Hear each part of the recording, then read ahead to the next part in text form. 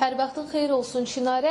Bu ilin birinci rübü ərzində ipoteka və kredit səmayət fondunun xətti ilə 125 milyon manat məbləğində kredit verilib və bu da ötən ilin eyni dövrü ilə müqayisədə 8,7% çoxdur. Və təbii ki, ipoteka kreditlərinə artan tələb fonunda təbii ki, mənzil bazarına da tələbat artır. Bu da yəni mənzil almaq istəyənlər üçün yeni imkanlar açır və tələbat artdıqca eyni zamanda məbləğ də yüksəlməkdə davam edir və hazırda prosesin təsirləri ilə bağlı, yəni ipoteka kredit səmayət fondunun kreditləri daha çox ayırmasının mənzil bazarına təsiri ilə bağlı detallı informasiyalara qonağım əmlak eksperti Anar Nəsillidən alacağıq. Xoş gördük Anar bəy. Buyurun, detallı təhlilləri sizdən eşidək. Deməli, baxmayaraq ki, bu ilin 2025-ci ilin ilk rüblü idi, əmlak qiymətləri artmaqda davam edir. Belə ki, hazırki vəziyyətə qədər 8-10%-ə qədər əmlak bazarında qiymət artımı qeydə alırıq.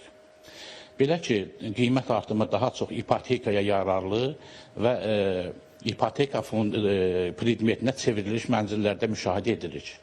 Belə ki, bazara müraciət edən alıcıların hardasa 55%-dən yuxarısı daha çox ipoteka ilə mənzil alanların payına düşür. Elə ki, belə desək, bazara müraciət edən alıcıların 55%-dən yuxarısı ipoteka ilə mənzil alanların payına düşür. Bu da öz növbəsində ipotekaya yararlı, ipoteka predmetinə çevrilən mənzillərin qiymətində artımına səbəb olur. Belə doğru dildə desək, tələb təklifi üstələdiyi vaxtda, yəni qiymət artımı olmalıdır. Yəni, ipoteka yolu ilə mənzil alanların sayı çox olduqda, bazarda tarazlıq pozulur və qiymət artımına səbəb olur. Anar bəy, bəs konkret bir vaxt varmı və yaxud təxminən bir vaxt varmı ki, nə vaxta qədər bu mənzil bazarında qiymətlər artaraq davam edəcək? Yəni, artıq demək olar ki, bir çox insanlar ev almaqda çətinlik çəkirlər və onlar üçün mümkünsüz bir vəziyyət alıb. Bu, yəni, proqnozlaşdırıla bilirmi nə vaxta qədər belə olacaq?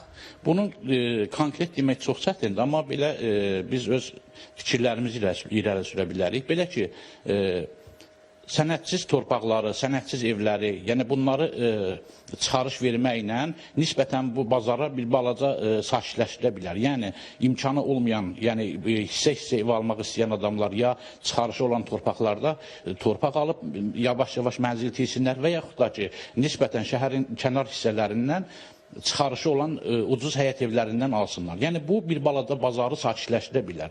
Qalan başqa bir yol ipoteka üçün, məsələn, ipoteka fonduna girovluğa çevrilə bilən mənzillərə, yəni bu yeni tikilən binalara çıxarışın alınması nisbətən bu bazara sakitlik gətirə biləcək. Amma bu da o dərəcədə təsir etməyəcək bazara. Yəni, bunun bir yolu var, o da ki, sənədsiz evləri, sənədsiz torpaqlara çıxarışla dövlət tərəfindən çıxarış verilsin və o imkansız, nisbətən imkanı olmayan ailələr şəhrin kənar hissələrində torpaq alıb ev tiksinlər və yaxud da ki, ucuz evlərdən alsınlar. Təşəkkürlər. Çox sağ olun informasiyaları bizdən paylaşdığınız üçün və bir daha xatırladım ki, ipoteka və kredit səmayət fondu yəni bu ilin birinci rübü ərzində 125 milyon manat kredit verib və təbii ki, bu da ötən ilin eyni dövrü ilə müqayisədə 9%-ədək çoxdur və yəni elə aydın oldu ki, təhlildən də hazırda mənzil bazarında qiymətləri əl yandırır və bu da çıxış yollarda sadalandı və təbii ki, bu vəziyyətin uzun müddət davam etməyəcəyini ümid edirik.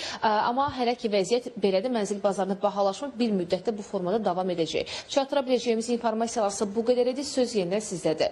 Təşəkkürümü bildirirəm Rəqsanə məlumatı bizimlə bölüşdüyün üçün və ekspert rəyi də aldığın üçün.